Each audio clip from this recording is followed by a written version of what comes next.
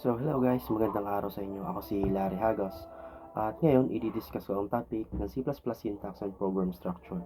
Dito malalaman natin kung paano binubuo ang isang C++ program at bakit napakahalaga ng tamang syntax para gumana ng maayos ang isang program. Ano nga ba ang syntax? So, unahin natin ang salitang syntax. Ang syntax ay isang set of rules o mga patakaran kung paano natin isusulat ang isang C++ program. Kumbaga, sa pagsusulat ng pangusap, may grammar. Sa programming naman, may syntax. Kapag may mali sa syntax, tulad ng nawawalang semicolon, maling bracket o maling spelling ng keyword, hindi tatakbo ang program. Tatawag yan ng error mula sa compiler. Number 2 is ang basic structure ng isang C++ program. Ngayon, punta tayo sa pinaka-basic na structure ng C++ program. Karaniwan ng isang simpleng program ay may tatlong bahagi. Una, ang processor directive tulad ng hash.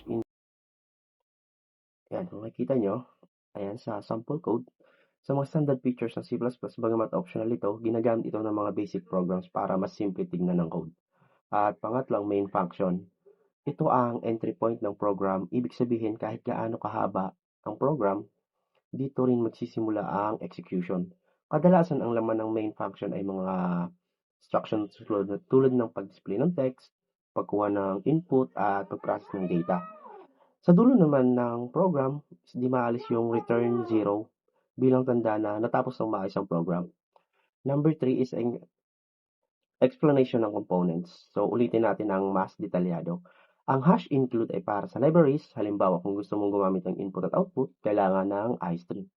Ang using namespace steady ay shortcut para hindi maging mahaba ang code. Pwede ka kasing magsulat ng steady, double colon, cout, pero dahil sa namespace, nagiging simpleng cout na lang. Ang main function na nakasulat bilang int main ang nagsisilbing starting point. So lahat ng instruction mo ay nasa loob ng curly brackets at ang cout ay ginagamit para mag-display ng text o value sa screen. And then yung pang-apat, ang variable at data types. Para makapag-store ng data, gumagamit tayo ng variables. Ito ang parang lalagyan ng value sa program. Halimbawa, int para sa whole numbers, yan. Double para sa decimal numbers, char para sa isang character, bool para sa true or false, string para sa group ng letters o text. Sa C++, importante ang data type dahil dito nalalaman ng computer kung anong klaseng data ang hahawakan nito. And ikalima, ang input at output.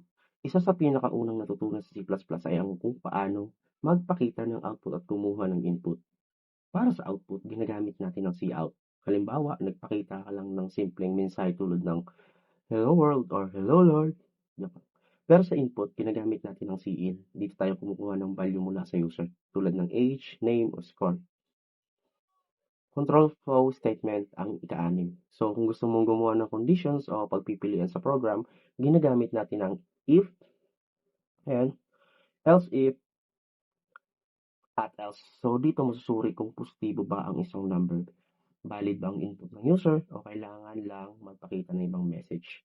Gumagamit din tayo ng loops tulad ng for loop at while loop para ulitin ang isang instruction ng maraming beses.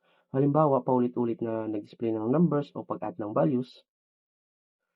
Ikapito naman is ang functions. Ang functions, paraan para hati-hatiin ang trabaho ng program. Para itong mini program sa loob ng main program, nagpapadali ito sa code dahil pwede nating ulit-ulitin ang isang task nang hindi paulit-ulit sinusulat. Ang ikawalo naman ay ang mga comments. Importante rin ang comments dahil ito ang mga notes o paliwanag sa code na hindi binabasa ng computer. Ginagamit ito para mas madaling maintindihan ng program lalo na kung mahaba na. And number 9, ang common errors. Madalas na nagiging problema ng mga beginners ang mga simpleng syntax errors. Ilan sa pinakamadalas ay ang nawawalang semicolon. Yan. Madalas talaga yan kahit sa first year, di na yan maalis sa error. Palaging di mo naman talaga matatandaan. Kumbaga, madalas talaga siyang makakalimutan kaya palaging nagkaka-error ang program. Maling bracket tulad ng kulang o sobra. Maling spelling ng keywords tulad ng main o include. Variable na ginagamit pero hindi dineclare. At mas much data types. Kapag may error, huwag kabahan. Normal lang ito. Basahin ito ang error at message para malaman kung ano ang dapat ayusin. Andiyan sa summary, syntax ang rules ng pagsusulat ng C++. Ang basic structure ay binubuo ng hash, include, namespace, at main function. Gumagamit tayo ng variables, input at output, condition, loops at functions para makagawa ng mas functional na program. At laging tandaan, practice ang susi para masanay sa syntax. So maraming salamat sa pakikinig. Sana ay mas naging malinaw sa inyo kung paano gumawa ang syntax at structure ng C++.